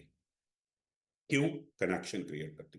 इस तरीके से बड़े आपको ड्रामा देखें, मूवी देखें, तो ड्रामा की जब किस खत्म होती है ना, तो फौरन नहीं खत्म होगी, अगले का टीजर देगी। Transition paragraph. सबसे पहली बात यह कि बड़े ये सेपरेट पैराग्राफ होगा, ये किसी पैराग्राफ का हिस्सा नहीं होगा। ये अलग पैराग्राफ होगा, ये किसी भी पैराग्राफ का हिस्सा नहीं है। This would be a separate paragraph. बड़े ये छोटा सा जो होगा, क्योंकि ऐसे में ना हेडिंग अलाउड नहीं होती। जब वो 2 जुमलों का देखेगा ना, तो उसे पता चल जाएगा कि नया पैराग्राफ शुरू हो गया है। ये बड़ा जर्नल सा होगा, ये डिटेल नहीं बताएगा, ये बड़ा जेनेरिक सा होगा। मैं कि 10 काजेस का पैराग्राफ है ना, आगे 10 इम्प्लीकेशन के, सारे 10 के 10 नहीं बताएगा, खाली जेनेरिक बात के there are various causes. Number is not determined, बेटे इसका नंबर डिटरमिन नहीं है। ये सिर्फ बॉडी पैराग्राफ में आता है। और आर्गुमेंटेटिव ऐसे में ट्रांजिशन नहीं आता, वहां पे ट्रांजिशन वर्ड्स होते हैं। जब आर्गुमेंटेटिव में आप अपना पॉइंट ऑफ व्यू खत्म करेंगे ना, जब अपोनेंट के पॉइंट ऑफ व्यू पे जाएंगे ना, तो आप वहां पे ऑन द कंट्रेरी या ऑन द अदर हैंड लिखेंगे। अब मैं मिसाल देता हूं। अब सपोज माडिया से हमारा टॉपिक है ग्लोबलाइजेशन प्रोज एंड कॉन्स। अब जब मेरे प्रोज का जो आखिरी पैराग्राफ होगा ना वो लास्टली से शुरू होगा, जब मैं कॉन्स पे जाऊंगा तो फौरन टू स्टार्ट वे से नहीं शुरू करूंगा, बल्कि इनके दरमियान में मेरे एक छोटा सा पैराग्राफ आएगा, और वो मेरा पैराग्राफ जो होगा वो ट्रांजिशनल पैराग्राफ होगा। और उसका काम क्या है कि ऊपर वाली बात और नीचे वाली बात को लिंक करना है, कनेक्ट करना है। अब देखें ना, ये बीच में ट्रांजिशन पैराग्राफ आ गया। In the previous discourse the merits of globalization have been indicated. However, its demerit would be highlighted in coming discussion. इस पैराग्राफ ने ऊपर वाली सारी डिस्कशन को मेरी नीचे वाली सारी डिस्कशन के साथ लिंक कर दिया, कनेक्ट कर दिया, कि मेरी ऊपर जितनी भी बातें थी नीचे वाली डिस्कशन के साथ उसको कनेक्ट कर दिया। और ये पैराग्राफ क्या कहलाता है? ये ट्रांजिशन पैराग्राफ कहलाता है। अब आते हैं कंक्लूजन।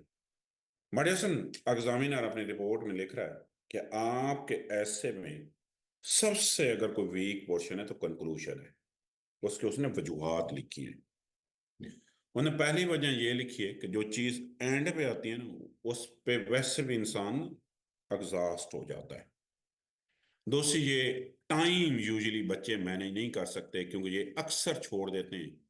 बड़े कंक्लूजन को कभी भी नहीं छोड़ना, क्योंकि कंक्लूजन उन पोर्शंस में है जो एग्जामिनर हर सूरत में पढ़ेगा। मॉड्यूसन कंक्लूजन भी पूरी डिस्कशन को समरी देता है। 60% इंट्रोडक्शन में आती है ना, रिमेनिंग 60% कंक्लूजन में, क्योंकि ये दोनों मिलके 100% समरी देते हैं। लेकिन ये भी सिंगल पैराग्राफ होगा, ये भी टोटल ऐसे का 10% होगा। लेकिन सबसे पहली बात यह कि बेटे इन दोनों को स्टाइल एक दूसरे से मुख्तलिफ होगा, और इन दोनों को कंटेंट भी एक दूसरे से मुख्तलिफ होगा। स्टाइल भी मुख्तलिफ है, कंटेंट भी मुख्तलिफ है, दोनों का स्टाइल मुख्तलिफ है। कैसे, मैं बताता हूं, यहां पे देखिए। बड़े स्टाइल दोनों का जो फर्क है कि इंट्रोडक्शन जो होता है ना, इंट्रोडक्शन जब भी आप इंट्रोडक्शन लिखते हैं वो होता है बड़े जनरल से स्पेसिफिक। क्या? जनरल से स्पेसिफिक। ये उल्ट होगा। ये सबसे पहले बेटे, अब मेरा टॉपिक है ना ग्लोबलाइजेशन प्रोज एंड कॉन्स, मैं पहले थीसिस स्टेटमेंट लिखूंगा, फिर उसके प्रोज लिखूंगा, फिर उसके कॉन्स लिखूंगा, फिर दोबारा टॉपिक को रीडिफाइन करूंगा, एंड में ना कोटेशन लिखूंगा, उल्ट करूंगा। स्टाइल, क्योंकि इंट्रोडक्शन जो होता है वो जनरल से स्पेसिफिक होता है, कंक्लूजन स्पेसिफिक से जनरल होता है। दूसरी बात है इसका कंटेंट भी मुख्तलिफ होगा। कैसे? दोनों 60% समरी देते हैं। मतलब मेरे बड़े काजेस मैंने अगर 10 लिखी हैं, 10 सपोज करता हूं मैंने काजेस लिखी हैं, पहली 5 इंट्रोडक्शन में आएंगी, और अगली 5 जो है वो कंक्लूजन। एक को मैं रिपीट करूंगा, क्योंकि एक जो होगी वो दोनों का कनेक्शन क्रिएट करेगी। एक रिपीट करूंगा, जो एक होगी डियासड उसको मैं क्या करूंगा? रिपीट करूंगा। और इस वजह से रिपीट करूंगा कि वो जो होगी ना डियासड, वो दोनों को कनेक्शन क्रिएट करेगी। सो इन दोनों का मडियासन एक दूसरे से स्टाइल भी मुख्तलिफ है, और इन दोनों का एक दूसरे से कंटेंट भी मुख्तलिफ है। ठीक है? अच्छा, अब लेट मी मूव फॉरवर्ड। मैं वे फॉरवर्ड पे जाता हूं कि अगर इतने सालों में मडियासन आपको ये लैंग्वेज नहीं आई है ना, तो वजह क्या है? उसकी वजूहत पे जाते हैं। दुनिया की किसी भी, जब आपने लैंग्वेज को लर्न करना होता है ना, उसकी 4 स्टेजेस होती हैं। और हमारा अलमिया ये है कि हम बीच में 16 सालों से अंग्रेजी पढ़ रहे हैं, हमें आती नहीं है, क्योंकि बीच में कुछ चीजों को हम मिस कर जाते हैं। सबसे पहली चीज ये है कि डियोसन आपको ना चंद बेसिक रूल्स आने चाहिए। आपको टेंसेस आने चाहिए। मैं आपको क्लास में ये सारे टेंसेस कराऊंगा। इनकी इंग्लिश ग्रामर कंपोजिशन में बड़े फवायद हैं। और हमारा फोकस ना सिर्फ 3 टेंसेस पे होगा। ये 3 टेंस 90% यूज होते हैं। हाँ बेटे, इंग्लिश की क्लास जब मैं पढ़ाऊंगा ना, मैं बिल्कुल बेसिक से शुरू करूंगा। I would like to start with alphabets. ये 25-26 दोनों के लिए बड़ी हेल्पफुल होंगी। टेंसेस 3 पढ़ाऊंगा। Present simple, present perfect, past simple. इसके बाद आपको नरेशन आनी चाहिए, जिसको आप डायरेक्ट एंड इनडायरेक्ट बोलते हैं। आपको एक्टिव वाइज पैसिव वाइज आनी चाहिए। सेंटेंस फॉर्मेशन क्या होती है? 3 चीजें होती हैं, सब्जेक्ट, वर्ब, प्रेडिकेट। और आपको ना ऐसे का स्ट्रक्चर आना चाहिए जो पीछे अभी मैंने पढ़ाया है। अब जब आप ये रूल्स पढ़ लेते हैं ना, तो बड़े साइकोलॉजी में एक टर्म है री इन्फोर्स करना, ये चीजों को कंडीशनड करना, पुख्ता करना। अब आपने ये रूल्स पिछले इतने सालों से पढ़े हैं, मेजॉरिटी लोगों को रूल्स आते हैं। अब मसला यहाँ पे आ जाता है। आप जब डियसेंट आप रीडिंग करते हैं ना, तो रीडिंग आपको रूल्स को पुख्ता करता है, पक्का करता है। कहाँ से पढ़ने हैं? आपने अखबार के एडिटोरियल्स पढ़ने हैं। आपने क्या करना है बेटे? डेली अखबार डान का एडिटोरियल पढ़ना है। ये पेज नंबर 6 पे होते हैं, उसके एक्सट्रीम लेफ्ट पे। उससे आपने आइडेंटिफाई करना है कि ये टेंस है, ये टेंस है, ये टेंस है। इसमें नरेशन का ये रूल है, इसमें ये रूल है। और देन हम आपको ईमेल देंगे डेली बेस पे। बेटे आपने उस एडिटोरियल को ना, आपने अल्फाज में रीफ्रेज करना है और मुझे ईमेल करना है। मैं ईमेल दूंगा तमाम लोगों को। मैं बेटे उसको चेक करूंगा, उस पर कमेंट्स लिखूंगा, उस पर गलतियां लिखूंगा और आपको भेज दूंगा। अपने पास में उनको रिकॉर्ड करूंगा। अगले दिन जब दोबारा भेजेंगे तो वो मुझे बताएगा कि पिछले दिनों बेटे ये गलतियां थी, आज इतनी इंप्रूवमेंट हो गई है। ये जैसे नाश्ता करना जरूरी है ना, ये डेली बेटे आपने एक डायरी बनानी है या रजिस्टर डायरी बेस्ड। सबसे ऊपर टॉप पे लिखना है डेट। और अगर बड़े 50 दिनों में 60 दिनों में एक भी डेट मिस नहीं है ना, आपने डेली लिखा है। और आज अगर आपको ABC की बेसिक्स भी नहीं आती ना, आप 2 महीने डेली बेस पे लिखें। अगर आप कामयाब नहीं हुए तो मुझे आप पूछ लेना कि आप कामयाब क्यों नहीं हुए हैं। एक दिन बड़े अखबार का एडिटोरियल और एक दिन विनिंग एसेस मेरी किताब है, इसकी आउटलाइन पढ़नी है और उसका इंट्रोडक्शन लिखना है डेली तारीख के साथ। वो मैं आपको पेपर वापस भेजूंगा, वो अपने पास आप महफूज रख लेंगे, मुझसे डिस्कशन करेंगे। तीसरे नंबर पे ना बेटे, वो मैं कह रहा हूँ आपने डेली राइटिंग करनी है और राइटिंग का। और चौथे नंबर पे आप मैं आपको फीडबैक प्रोवाइड करूंगा डेली। ये 2 महीने हमारा प्रोसेस टिल एग्जामिनेशन तक चलता रहेगा। हम 2025 के लोगों को और बैच बनाएंगे 26 का। जो 25 के लोग सुन रहे हैं कि अभी तक आपने अगर ऐसे नहीं शुरू किया है ना, तो इसमें परेशानी की कोई जरूरत नहीं है। I will help you. आप ना सिर्फ पास करेंगे, विद शाइनिंग कलर पास करेंगे। आपके बैच अलग अलग होंगे। ये माय डियर सन आपका फार्मूला है। मैं अगर आपसे एक सवाल करूं कि what is the basic unit of life, शायद आप मुझे सारे लोग बताएंगे कि sir the basic unit of life is known as a cell. और अगर मुझसे आप पूछें what is writing, my dear son writing is sentence. और जिस दिन बड़े what is English essay nothing. 150 से 220 सेंटेंसेस को जब आप मिलाते हैं तो वो इंग्लिश ऐसे बन जाता है। बट इंग्लिश ऐसे बताते खुद कोई चीज नहीं, बल्कि वो सेंटेंस है। मेरी आपको एडवाइस ये है, आगे मैं आपको टॉपिक और बुक्स बताता हूँ, कि जिस दिन आपने एक अंग्रेजी का सही जुमला लिखना सीख लिया ना, वो आपकी कामयाबी का पहला दिन होगा। Just learn one correct sentence, एक जुमला अंग्रेजी का, then the future is your. अच्छा, अब डियरसन जो 2025 या 2026 में पेपर देते हैं, खासतौर 25, ये ऐसे आ सकते हैं। डेमोक्रेसी से बड़े 2 चीजें आएंगी। या तो आएगा polarisation of the politics, social media के साथ लिंक करेगा। या वो बार बार जो लोग पाकिस्तान को कह रहे हैं कि political consensus is the only solution for Pakistan development, या टॉपिक आएगा presidential versus parliamentary form of governance, या बड़े टॉपिक आएगा democracy without justice is tyranny, economic crisis, education, information technology, artificial intelligence. बड़े वार्स पे ऐसे आएगा हर सूरत में, या यूएनओ की इररिलेवेंसी पे हर सूरत में, वोमेन पे ऐसे आएगा, क्लाइमेट चेंज पे आएगा, ग्लोबल वार्मिंग पे आएगा।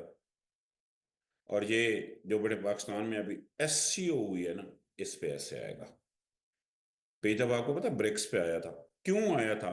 कि ब्रिक्स के बॉस से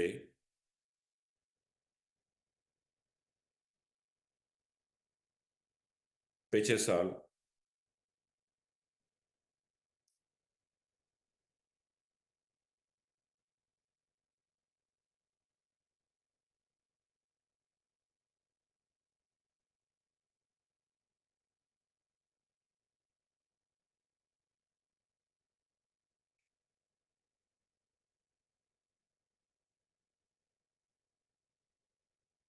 मैं एक minute,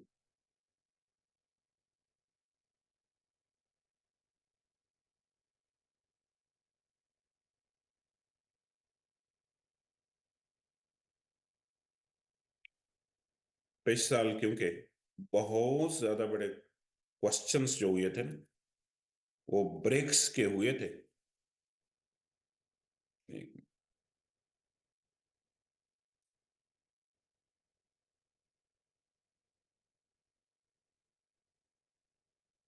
SCO summit and its positive impact for Pakistan। मैं अभी 8-9 महीने रहते हैं, ये मैं टॉपिक बता रहा हूँ, 3 से 4 ऐसे इन्हीं से आएंगे। और हम इन सारे टॉपिक पे बड़े आपके मौक लेंगे, मैं सारे टॉपिक पे 2025 और 26 के दोनों लोगों को प्रैक्टिस कराऊंगा। किताबें आपने ये पढ़नी है, ये विनिंग एसेस बड़े किताब पढ़ें, बहुत से टॉपिक्स इसमें कवर हो जाते हैं। लेकिन जब आप इसको हम इसकी प्रैक्टिस कराते हैं तो वो ज़्यादा रिजल्ट ओरिएंटेड होती है। ग्रामर पढ़ें, रिसर्च मैगजीन्स पढ़ें, बड़े कुछ गवर्नमेंट डॉक्यूमेंट्स पढ़ें, और अखबार पढ़ें। ये मेजर आपके लिए रिकमेंडेड सोर्सेस हैं। ये चीज़ें आपको किताबें वगैरह जहाँ से मिल सकती हैं, इसकी स्क्रीनशॉट ले लें। अब माय डियर फ्रेंड, मैंने आपको टॉपिक्स भी बता दिए, मैंने आपको रूल्स भी बता दिए, मैंने आपको वे फॉरवर्ड भी बता दिया। ये बड़े कोई मुश्किल चीज़ें नहीं हैं, ये बहुत सी आसान चीज़ें हैं। ज़रूरत किस चीज़ की है? ज़रूरत इस चीज़ की है कि इन चीज़ों पे आप फोकस करें। और मैंने जैसे कि आपको बताया कि बड़े हम 25 और 26 के दो अलग अलग सेशन लेंगे। और ये पहले, क्योंकि हम 2026 का पहला सेशन ले रहे हैं, इस वजह से हमारे पहली दफ़ा यूजुअली हम डिस्काउंट्स नहीं देते, लेकिन हम फर्स्ट टाइम, क्योंकि पहला बैच है, तो हम डिस्काउंट ऑफर कर रहे हैं। जी, ठीक हो गया। अब आप, मैंने बड़ी कोशिश की है कि रियासत आपको हेल्प आउट करूं, आपको चीज़ें समझाऊं। जी बड़े हम दोनों इंग्लिश ग्रामर और ऐसे की क्लासेस पढ़ाएंगे, इवन आपको एमबीडी भी पढ़ाएंगे। बड़े सारा एकेडमी आपको हेल्प आउट करती है। ठीक हो गया।